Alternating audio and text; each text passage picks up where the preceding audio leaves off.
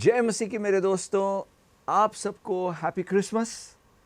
हम सब लोग जश्न मना रहे हैं, हम सब लोग खुशियां मना रहे हैं कि यीशु मसीह इस धरती पर हमारे लिए आया है। इस सेलिब्रेशन के बारे में आज चर्चा करने के लिए हमारे साथ कर्नल नवनीत छाबरा जी है। नवनीत जी, आपका इस कार्यक्रम में स्वागत है। तो मेरे दोस्तों, आज हम जानेंगे कि ये जश्न क्यों मनाया जाना चाहिए और इसके पीछे क्या है। तो नवनीत जी, मैं आपको पूछना चाहूँगा कि ये सेलिब्रेशन क्या है। इससे पहले कि मैं जवाब दूं, सबसे पहले मैं सभी दर्शकों को मेरी क्रिसमस बोलना चाहता हूं एंड शुभकामनाएं बड़े दिन के लिए। और जैसे पास्टर साहिबा ने बताया सेलिब्रेशन के बारे में, मैं आप लोगों को बताना चाहूँगा कि हम बोलते हैं सीज़न है, सेलिब्रेशन का मौसम है, सीज़न जी है। जी बहुत बहुत सही है ये बात, लेकिन इस सीज़न के साथ एक रीज़न भी है, एक कारण भी है जी जो हमारे मध्यांतर से, हमारे बीच में से कभी जाना नहीं चाहिए।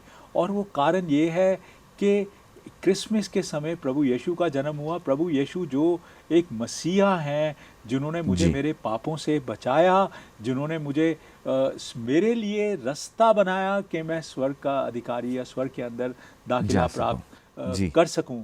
तो जब मैं सेलिब्रेशन देखता हूं, अगर वो सेलिब्रेशन में प्रभु यीशु नहीं है बीच में, तो वो सेलिब्रेशन किसी काम माने का की नहीं। नहीं है। जी जी लेकिन जब प्रभु यीशु को मद्देनजर रखते हुए मैं इस मौसम के अंदर आनंद उठाता हूँ, हर कार्रवाई करता हूँ, हर इवेंट अटेंड करता हूँ, तो अपने जी आप जीवन जो है आनंद से भर भरा जाता रहता है। है। आमेन। मैं सिर्फ एक ही चीज़ कहना चाहूँगा कि इस सीज़न में celebrate but keep the reason with you.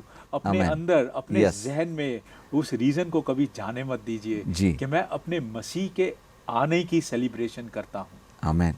मैं जब भी कभी इस सेलिब्रेशन के बारे में सोचता हूँ कि यीशु मसीह हमारे बीच में, जो परमेश्वर का पुत्र है, वो खुद हमारे बीच में आया। और जब मैं देखता हूँ कि क्यों आया, जब जो परमेश्वर के दूत मरिया के पास आए और उन्होंने कहा कि तुम्हें एक पुत्र होने वाला है और उसका नाम तुम यीशु या जीसस रखोगे, तो यीशु का मतलब ही है ये बचाने वाला। यानी हमारे हर एक समस्या का जो हल है वो हमें मिल रहा है।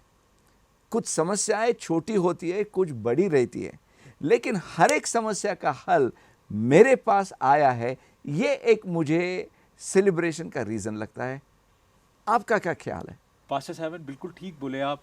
जब आप हर समस्या के बारे में बता रहे हैं, तो जी हम समस्याओं को अलग अलग कैटेगरीज में डाल सकते हैं। जी अब कई लोग हैं, वो सोचते हैं प्रभु यीशु बाइबल में पढ़ते हैं, उन्होंने चंगाई दी। जो लोग रोगी थे उनको एकदम चंगाई मिली, चाहे वो बोल नहीं सकते थे, देख नहीं सकते थे। तो हम सोचते हैं शायद प्रभु यीशु आए हैं हमें चंगाई देने के लिए हमारी शारीरिक समस्याओं से, और हम सोचते हैं ये रीज़न है सेलिब्रेशन का। हाँ और फिर कई बार हम देखते हैं प्रभु यीशु ने लोगों की ज़रूरतों को पूरा किया।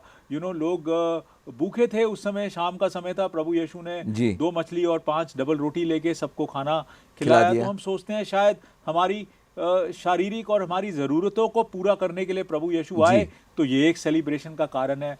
लेकिन मैं आप लोगों को बताना चाहता हूँ कि सेलिब्रेशन का कारण इसलिए नहीं कि परमेश्वर मुझे चंगाई देता है, इसलिए नहीं कि परमेश्वर मेरी आर्थिक रूप से मुझे आशीषित करता है, बट सेलिब्रेशन का कारण ये है कि वो मेरी आत्मा को चंगाई देता है। आमेन। वो मेरी आत्मा को चंगाई इसलिए देता है Yes. क्योंकि अगर आप उत्पत्ति की पुस्तक में पढ़ें तो उसमें लिखा है, जब पाप जीवन में आया तो हमारी जो आत्मा थी वो मृतक हो गई, मर गई वो, और the spirit in us became dead, and because it became dead God had to find a way. परमेश्वर ने अपने इकलौते पुत्र को भेजा जी कि जो उसमें विश्वास करे वो अनंत जीवन प्राप्त करे। सो आमेन। प्रभु यीशु का जो आने का मुख्य कारण है केवल आर्थिक आशीष नहीं, केवल शारीरिक आशीष नहीं, लेकिन आत्मिक आशीष आमेन। एक बहुत ही मुख्य कारण है। So I celebrate because I am alive with him, कि मैं आमेन। उसके साथ जीवित हूँ। आई जी जी सेलिब्रेट क्योंकि आमेन। मैं उसके साथ विराजमान हूँ। आमेन। आई सेलिब्रेट क्योंकि स्वर्ग के दाखिला का हकदार हूँ। इसलिए नहीं कि आमेन। मैंने कुछ किया, लेकिन इसलिए क्योंकि उसने पूरा कार्य किया आमेन। मेरे लिए। मैंने तो केवल विश्वास किया उसके ऊपर। वो बहुत ही आपने जो बात कही इस बहुत ही महत्वपूर्ण बात है। और इसके बारे में मैं और एक सोचता हूँ कि परमेश्वर की हमारे समस्याओं की, चाहे आपने कहा अपने आत्मा की समस्या हो, नहीं तो हमारे शरीर की हो, नहीं तो पैसे की हो, हर एक समस्या का हल निकालने की परमेश्वर की जो योजनाएं रहती है, उसके तरीके रहते हैं, वो बहुत बार हमारे समझ से बाहर रहते हैं। अभी जैसे कि जब यीशु का जन्म हुआ तो वहाँ पे भी एक समस्या थी, जहाँ पे मीका के जो भविष्यद्वक्ता है उसने कहा था कि मसीहा का जन्म बेतलहम में होगा, लेकिन मरिया नजरेत में रहती थी। नजरेत और बेतलहम के बीच में 120 किलोमीटर का रास्ता है, और उस समय में 120 किलोमीटर बहुत बड़ा अंतर होता था। यानी कि यहाँ आजकल तो हम 2 घंटे में या 2-3 घंटे में वो जा सकते हैं, लेकिन वहाँ पे कितने दिन चलना पड़ता था। और जब एक गर्भवती स्त्री होती है वो वहाँ पे जाना नहीं चाहेगी, कोई उसे लेके भी नहीं जाना चाहेगा, लेकिन ये ज़रूरी था कि नज़रेत में जो मरिया थी, जिसके गर्भ में यीशु था, वो बेतलहम में पहुँचे। तभी क्या हुआ, सीजर अगस्टस बोल के राजा था, रोम का राजा था, उसके मन में एक बार बात आ गई कि चलो देखेंगे कि मेरे राज्य में कितने लोग हैं। तो पूरी सबकी गणना करने के लिए उसने एक फरमान भिजाया कि सब लोग अपने अपने जो मूल स्थल है, जहाँ पे तुम्हारा जन्म हुआ था, वहाँ पे चले जाओ। तो योसेफ को मरिया को वहाँ पे लेके जाना पड़ा। वो सोच रहे होंगे कि ये मजबूरी है, लोग सोच रहे होंगे कि क्या हो रहा है। वो राजा को तो मालूम भी नहीं था कि ऐसी भविष्यवाणी है, लेकिन हम देखते हैं परमेश्वर ने एक अलग तरीके से इस समस्या का हल निकाला। इसी तरीके से हमारे समस्याओं का हल भी एक अलग तरीके से परमेश्वर निकालते रहता है। बिल्कुल ठीक, जैसे आपने ये अभी अगस्तस राजा के बारे में जी। बोला, इस प्रकार से हम प्रभु यीशु के आने के बारे में बहुत भविष्यवाणियाँ हुई। बहुत भविष्यकर्ता जो नबी थे, अलग अलग समय पे अलग अलग स्थानों के जी। ऊपर उन्होंने प्रभु यीशु के आने के बारे में बताया, लेकिन परमेश्वर ने अपने समय अनुसार जी। किस प्रकार से पूरे सर्कमस्टांसेस को चलाया ताकि प्रभु यीशु का जन्म मरियम द्वारा वो स्थल पे हो वहाँ जाए। पे उस स्थल के ऊपर हो जाए। Our god is a god who knows how to work. वो जी। हमारा परमेश्वर जो आमेन। है, चाहे वो एक मसीह व्यक्ति को इस्तेमाल करे अपने कार्य को पूरा करने के लिए, चाहे वो एक गैर मसीह व्यक्ति को इस्तेमाल करे अपना कार्य पूरे करने के लिए, लेकिन जो उसने वचन में लिखा है उसको संपूर्ण करने के लिए परमेश्वर आगे बढ़ता है। आमेन। तो कभी कभी हमारी समस्याएं जो हमारे सामने खड़ी रहती है वो बहुत बड़ी लगती है। हम सोचते हैं कि मैं यहाँ पे कुछ भी ना कर सकूँगा, मेरे हाथ से बाहर है, मेरे कैपेसिटी से बाहर है, लेकिन तभी हमारा परमेश्वर वहाँ पे आके इस तरह से काम करता है कि वो समस्या पूरी तरह से हल हो जाती है। नवनीत जी, मैं आपसे पूछना चाहूँगा कि सबसे बड़ी ऐसी कौन सी समस्या है जिसके बारे में हमें गौर करना ज़रूरी है? जब मैंने आपको बताया कि जो प्रभु यीशु के आने की सेलिब्रेशन जो है वो आत्मिक चंगाई द्वारा है, जी। तो हम लोग जो है आत्मिक चंगाई को समझना बहुत आवश्यक है कि जीवन में के हर एक मनुष्य के जीवन में पाप है। जी। और ये पाप का दाखिला संसार में तब हुआ जब आदम और हव्वा, उत्पत्ति की पुस्तक में उनके बारे में बताया गया है। It says that the sin is inherited, मतलब ये एक अपने आप ही आता है। अगर जी। आप आज एक 2 साल के बच्चे के अगर हाथ से एक ग्लास गिर जाए पानी का, और हाँ। आप कमरे में जाएं और आप बोले किसने गिराया, तो वो अपने आप हाथ करेगा कि मैंने नहीं किया। उसको किसने सिखाया झूठ बोलना है?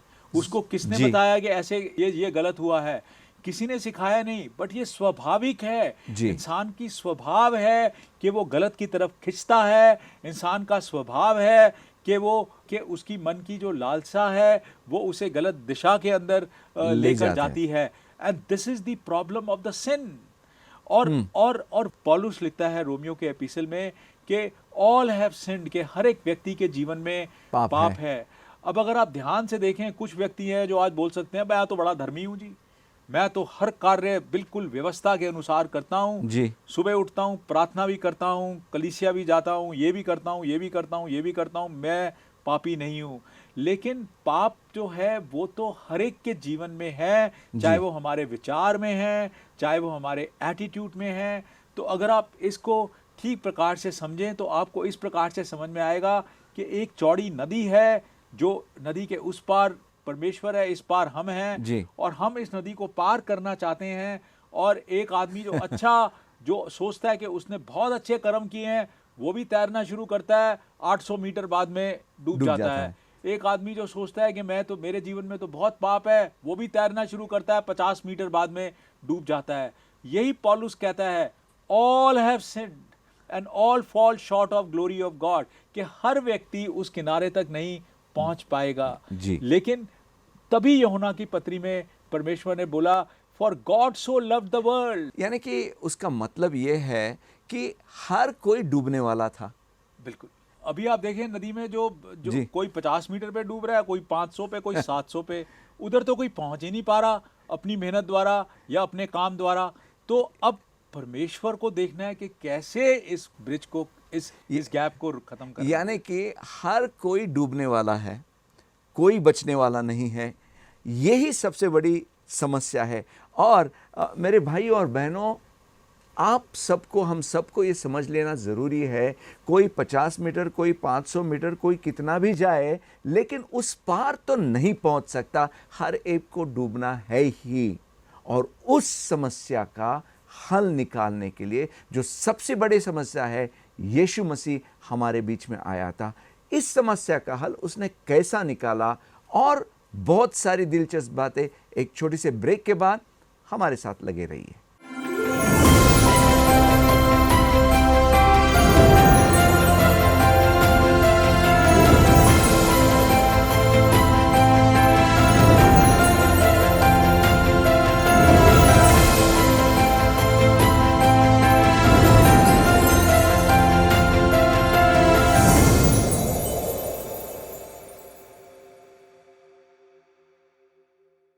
Welcome back. नवनीत जी, आपने तो बताया कि हर किसी को डूबना है। फिर इस समस्या का हल परमेश्वर ने यीशु मसीह के द्वारा कैसे निकाला? अब देखिए, जैसे मैंने बताया कि हर व्यक्ति जो है वो अपने साथ अपने अच्छे और बुरे कर्म को लेके चलता है कि मैंने अच्छा कार्य किया तो मैं 50 मीटर और तैर लूँगा, और लेकिन हर एक व्यक्ति डूबा। लेकिन जी। प्रभु यीशु ने क्या किया? प्रभु यीशु निष्पाप थे। वचन में लिखा है उनके अंदर कोई पाप नहीं था। प्रभु यीशु निष्पाप मेमने के समान थे, जिन्होंने क्रूस को अपनाया। उन्होंने हमारी सजा अपने ऊपर ली। एक मेरे बहुत ही अच्छे मेंटर थे, जिन्होंने अपनी गवाही में लिखा कि हाथ तो हमारे बुरा चाहते थे, बुरा करते थे, लेकिन कीलें उनके हाथ में ठुकी गईं। आमीन। दिमाग तो हमारा गलत सोचता है, लेकिन कांटों का सेरा उनके सर के ऊपर पहनाया गया। पैर तो हमारे गलत रास्ते पे जाते हैं, लेकिन पैरों को क्रूस के ऊपर उनके ठोका गया। उसने वो सजा अपने ऊपर ली जो मेरे पे आनी थी, और वो सजा लेने के बाद में उसने उस पिता के क्रोध या जजमेंट को शांत किया, और इस नदी के ऊपर जिसमें हम डूब रहे हैं एक ब्रिज बनाया, एक रास्ता बनाया कि जो प्रभु यीशु में विश्वास करे वो दंडवत से निकलकर अनंत जीवन में जाएगा। आमीन। मतलब अपने कार्य द्वारा नहीं, अपनी अच्छाई द्वारा नहीं, अपने कर्म द्वारा नहीं, लेकिन उसमें विश्वास द्वारा हमें दाखिला मिलता है उस ब्रिज का, जिससे हम वापस पिता के साथ होते हैं। आमीन। ये जो प्रॉब्लम सॉल्विंग है हमारे आत्मिक जीवन की, कि उसने मेरे पापों को क्षमा किया, उसने मेरे हृदय में बदलाव लाया, उसने मेरे दिमाग में नए विचार डाले, उसने मुझे मेरे पिता के साथ में जोड़ा, उसने मुझे अपना अनुग्रह दिया। ये जो प्रॉब्लम सॉल्विंग है, ये मेरे मसीह ने मेरी आत्मा के लिए की। जब हम धरती पे हमारे जीवन के बारे में सोचते हैं तो एक बात मुझे समझ में आती है नवनीत जी, कि परमेश्वर ने हमारे लिए जो रखा है वो हम पा नहीं सकते, और जो नहीं, परमेश्वर को जो नहीं चाहिए वो हमारे जीवन में आते रहता है। तो इन सब से छुटकारा दिलाने के लिए ही यीशु मसीह आया था, ऐसा हम कह सकते हैं क्या?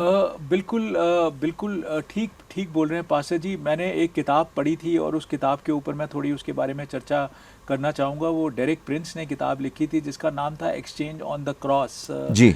कि अगर आप ध्यान से बाइबल में पढ़ें तो बैराबस नाम के अपराधी को छोड़ा गया और प्रभु यीशु को सूली पे चढ़ाया गया। एक एक्सचेंज हुआ, एक पापी निकला और एक बिना पाप के व्यक्ति को क्रूस पे चढ़ाया गया। सो जब हम क्रूस पे देखते हैं और क्रूस पे विश्वास करते हैं, परमेश्वर वहाँ पर मेरी जो बीमारी है वो लेता है और मुझे चंगाई देता है। आमेन। मेरा जो पाप है वो लेता है और मुझे अपनी धार्मिकता देता है। मेरी जो गरीबी है वो लेता है और मुझे अपने में अमीर बनाता है।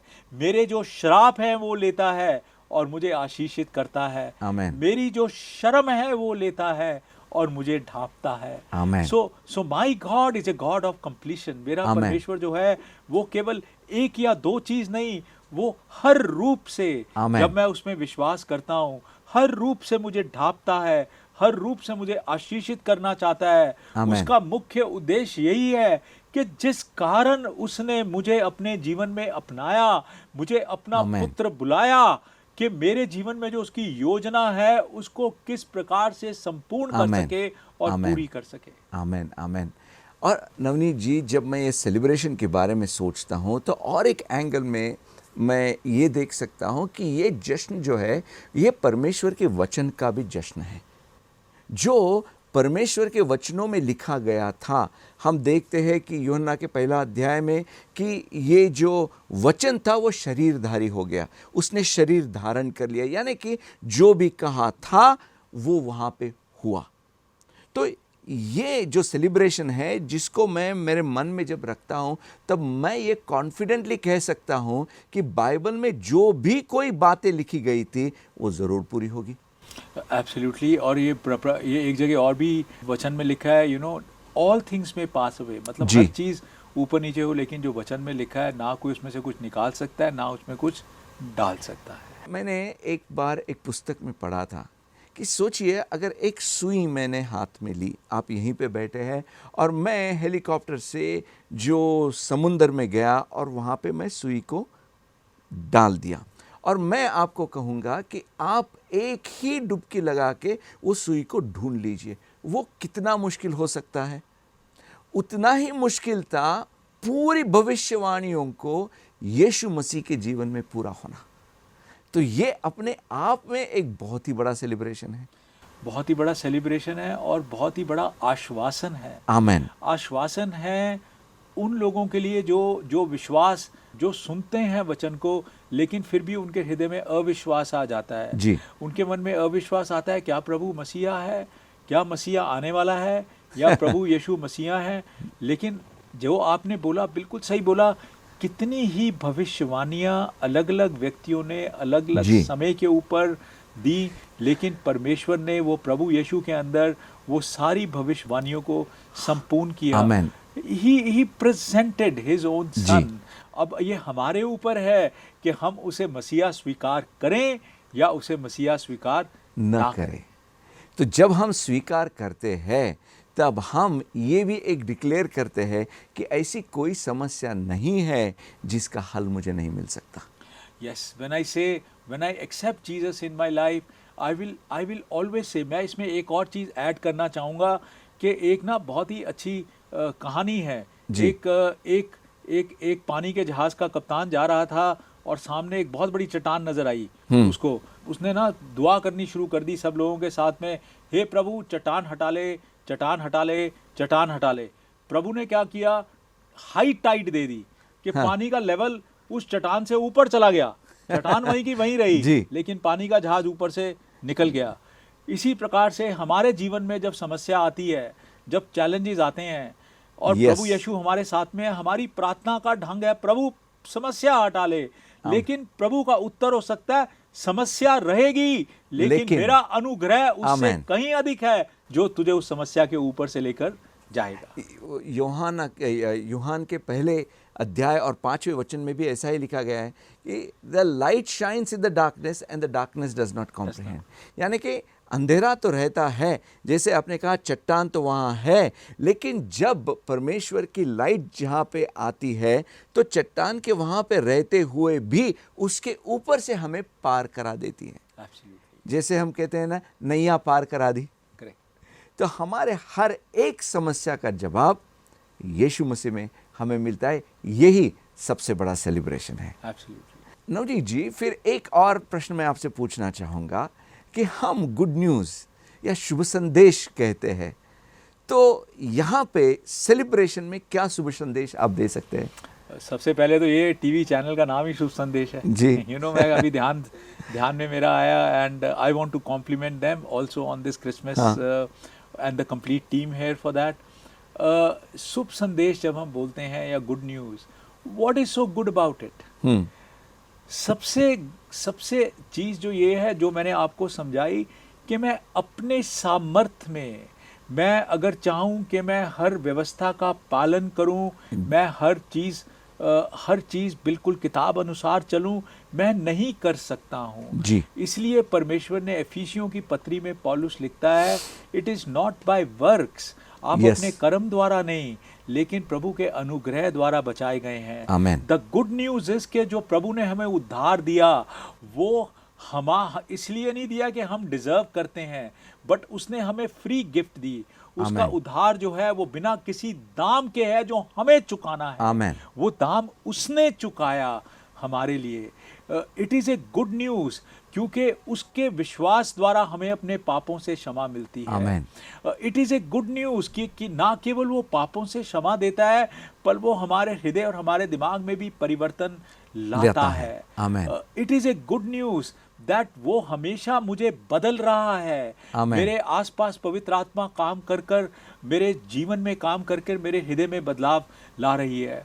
So there are various reasons that it is good news, that it is a Amen. good news। और तभी हम क्रिसमस के समय, बड़े दिन के समय बोलते हैं, प्रभु यीशु का वचन जो है, it is a good news for everyone। आमेन। आमेन। ये तो बहुत ही महत्वपूर्ण बात है कि हम सबको क्रिसमस सेलिब्रेशन में परमेश्वर बोलता है, आपके लिए एक अच्छी न्यूज़ है कि आपको आपके समस्याओं से डरने की ज़रूरत नहीं है। पाप की समस्या होने दो, श्राप की समस्या होने दो, दिल की होने दो, मन की होने दो, शरीर की होने दो, पैसे की होने दो, जो भी कुछ समस्या है, उस समस्या का हल यीशु मसीह में हमें मिल चुका है। आमेन। नवनीत जी, आपसे विनती है कि आप हम सब के लिए, हमारे दर्शकों के लिए प्रार्थना कीजिए, ताकि हम सब एक पूरे दिल से, पूरे समझ के साथ आज का जश्न मना सकें। लेट्स जस्ट प्रे, आइए दुआ करें। परमेश्वर, हम धन्यवाद करते हैं इस समय के लिए। प्रभु हम चाहते हैं कि हम जब ये क्रिसमस का समय सेलिब्रेट करें, प्रभु हमेशा हमारे हृदय में आप रहें प्रभु, कि प्रभु आपकी छवि, आपका ध्यान हमेशा हमारे मन में बना रहे, क्योंकि इस पूरे सीज़न की सेलिब्रेशन जो है प्रभु, वो केवल आप पर आधारित है प्रभु। आमेन। प्रभु हमें इस चीज़ के बारे में याद दिलाइए प्रभु, कि हम अपने सामर्थ्य द्वारा या अपने कर्म द्वारा नहीं प्रभु, लेकिन ये एक गिफ्ट है जो आपने हमें दी प्रभु, उद्धार की परमेश्वर, जिसे हमने ग्रहण की। प्रभु हम चाहते हैं कि जो भी दर्शक इस प्रोग्राम को देख रहे हैं, वो समझ पाएँ इस चीज़ को, कि आपका आना एक मसीहा का आना है, जिसने हमारी आत्मा को चंगाई दी, जिसने हमें रास्ता दिया कि हम परमेश्वर के साथ जुड़ सकें प्रभु। हम चाहते हैं प्रभु कि उनके जीवन में, उनके हृदय में आप विश्वास का बीज बोइए प्रभु, ताकि वो आपके साथ एक रिश्ता कायम कर पाएँ। लॉर्ड आई प्रे, मैं दुआ करता हूँ कि आप सबको सुरक्षित रखिए प्रभु, अपनी आशीष उन पर बनाए रखिए। ये सब चीज़ें हम प्रभु यीशु के नाम में मांगते हैं। आमेन। आमेन। धन्यवाद नवनीत जी। मेरे भाई और बहनों, आप जो भी हो, जहाँ हो, आपकी समस्या, आपकी परिस्थिति जैसी भी हो, आप एक बात ज़रूर याद रख लीजिए, यीशु मसीह हमारे हर एक समस्या का हल दिलाने के लिए आया है। आपको डरने की कोई बात नहीं है। आप निश्चिंत होके आप इस जश्न को मनाइए। शुभ संदेश के स्टूडियो से आप सबको happy Christmas. God bless you.